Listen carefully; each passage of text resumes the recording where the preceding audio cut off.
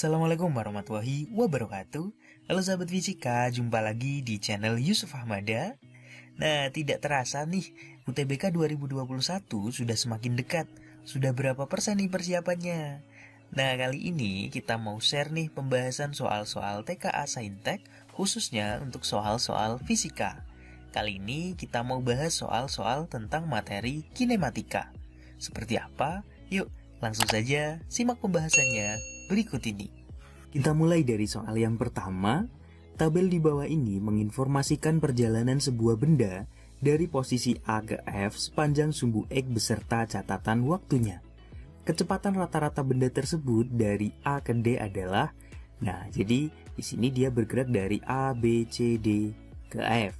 Nah, pertanyaannya, kecepatan rata-rata benda tersebut dari A ke D adalah berapa? Nah, untuk mengerjakan soal ini, kalau misalnya kita gambar nih, di perjalanannya sepanjang sumbu X, misalnya ini adalah titik 0, ini 30, 38, kemudian 52, dan ini negatif 37, negatif 53, benda tersebut bergerak dari posisi A di posisi 30, lalu ke B di posisi 52, ke C, ke D, E, dan F. Nah, pertanyaannya adalah kecepatan rata-rata benda tersebut dari A ke D. Nah, di sini yang ditanyakan adalah kecepatan rata-rata. Apa sih itu kecepatan rata-rata? Kecepatan rata-rata itu merupakan perpindahan dibagi dengan selang waktu. Jadi antara kecepatan rata-rata dan kelajuan rata-rata itu berbeda ya sahabat fisika. Kalau yang ditanyakan adalah kelajuan rata-rata, maka yang kita pakai bukan perpindahan tapi jarak totalnya. Nah, karena di sini yang ditanyakan adalah kecepatan rata-rata dari A ke D,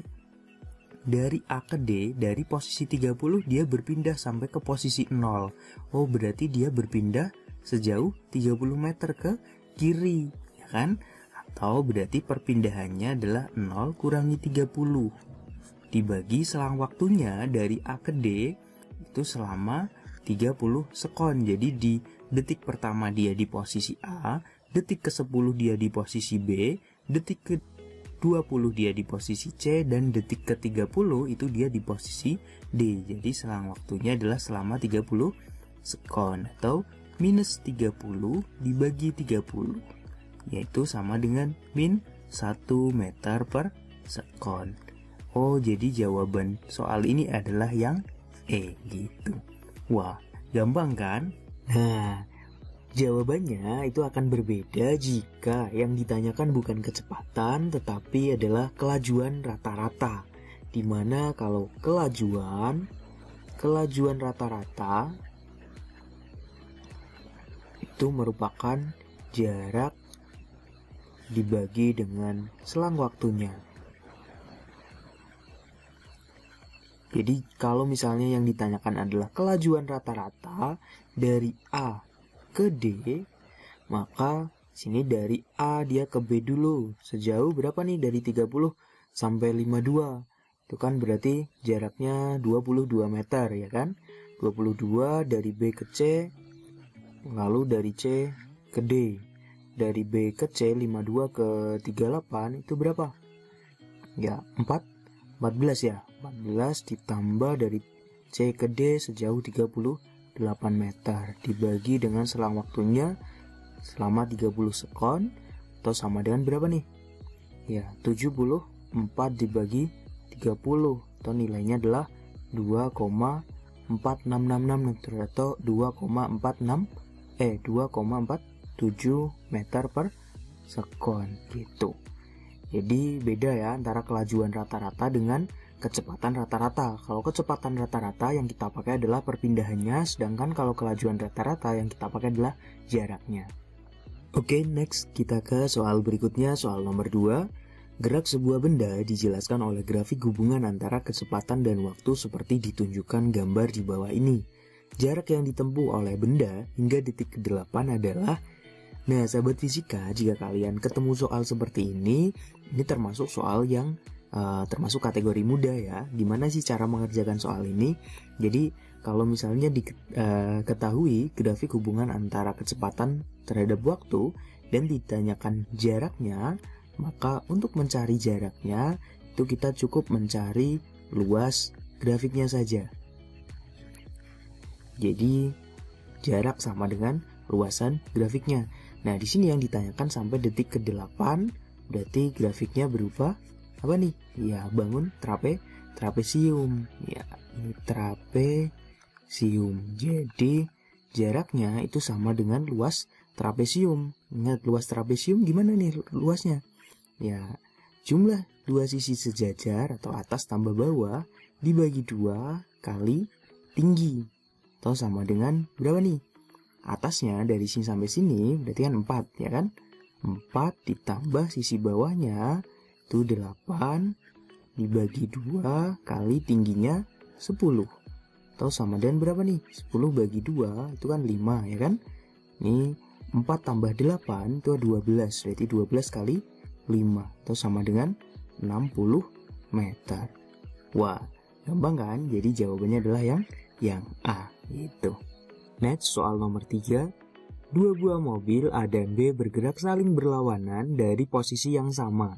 Mobil A bergerak dengan kecepatan 20 meter per sekon dan B 30 meter per sekon. Berapa waktu yang dibutuhkan sehingga kedua mobil terpisah sejauh 1200 meter?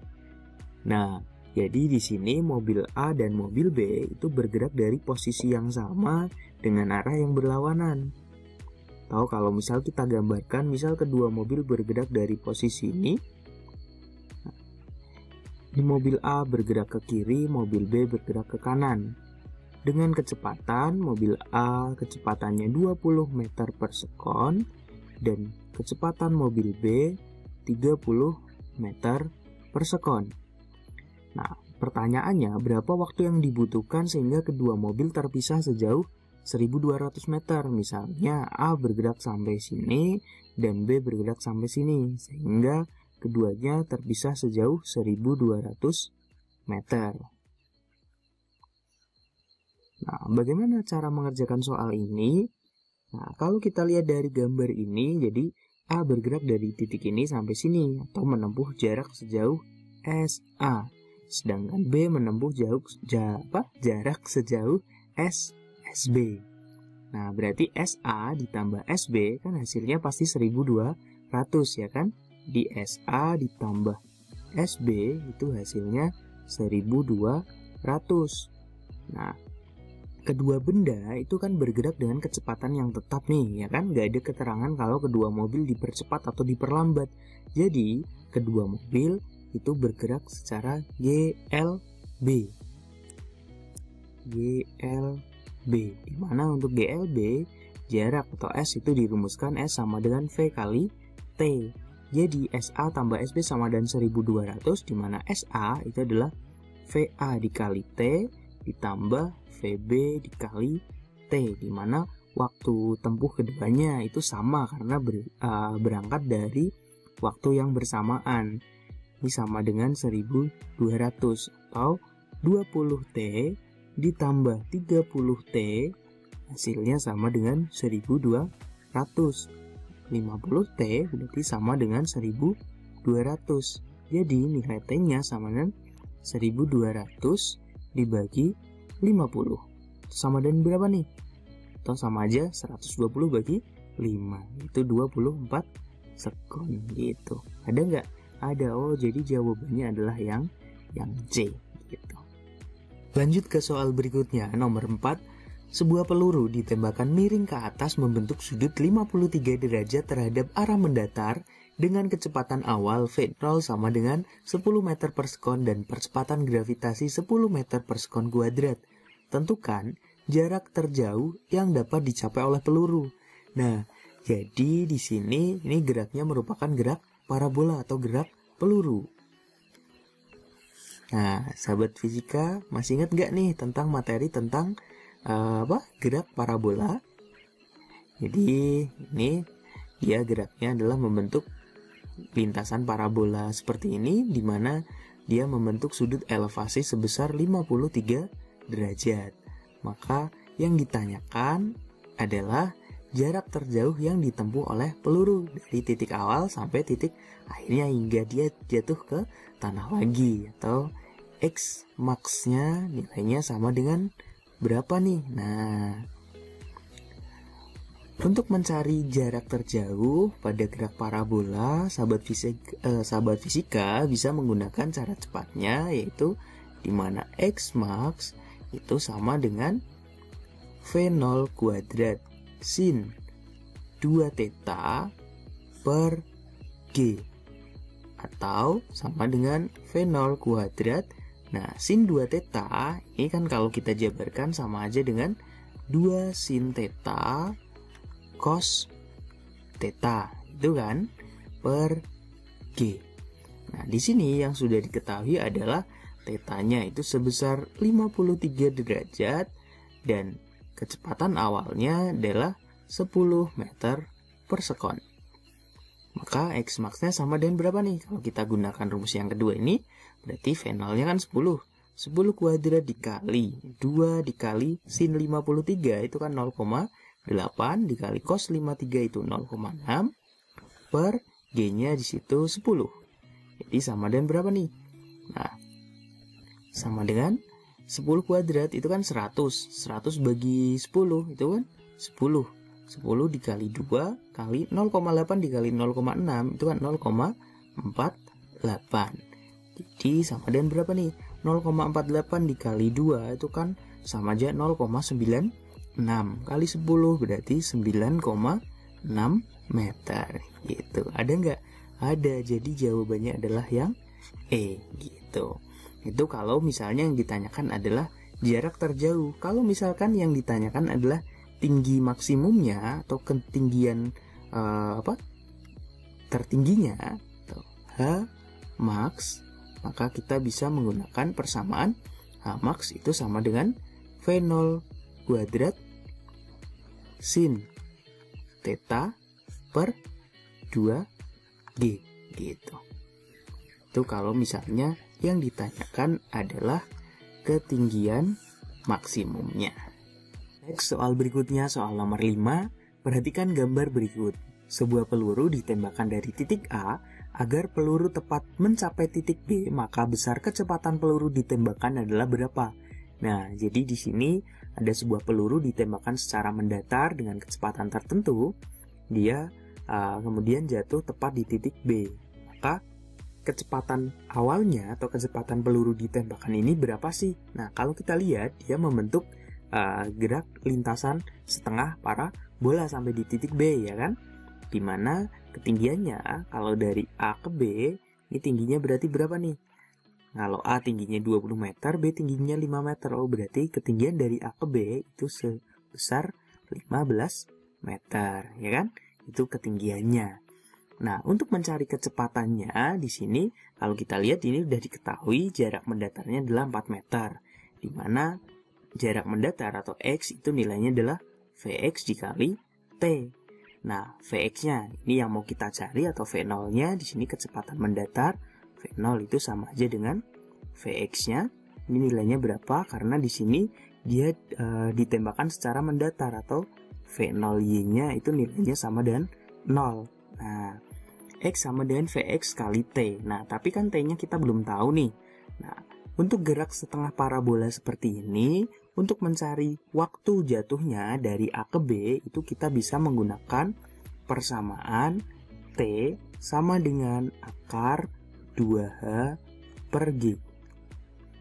Atau sama dengan akar 2 dikali ketinggiannya 15 dibagi G-nya 10. Atau sama dengan berapa nih? Akar 2 kali 15 itu kan 30 bagi 10 berarti akar 3 sekon. Itu waktu jatuhnya. Nah, X-nya di sini udah diketahui nih, jarak mendatarnya adalah 4. Berarti 4 sama dengan Vx dikali akar 3. Atau Vx-nya berarti sama dengan 4 akar 3-nya pindah jadi 4 per akar 3. Nah, atau berarti Vx sama dengan 4 per akar 3, ini kita rasionalkan dengan kita kalikan akar 3 per akar 3. Jadinya Akar 3 kali akar 3 itu kan 3. Jadi 4/3 akar 3 meter per sekon gitu. Ada nggak? Ada. Jadi jawabannya adalah yang A.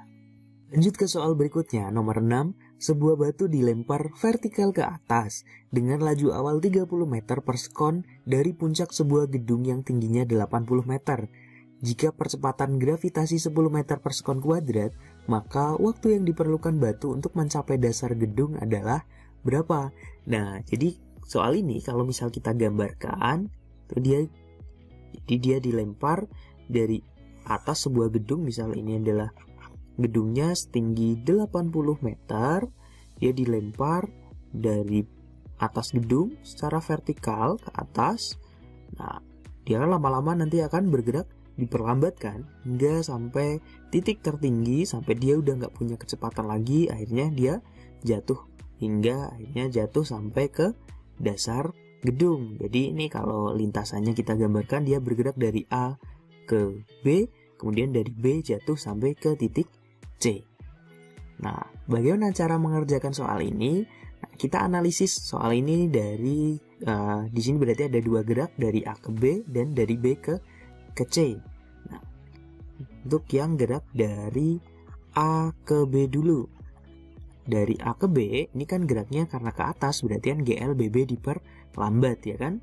Dimana VT itu sama dengan V0 min GT min, karena dia diperlambat. Di sini percepatannya kita pakai percepatan gravitasi karena geraknya gerak vertikal.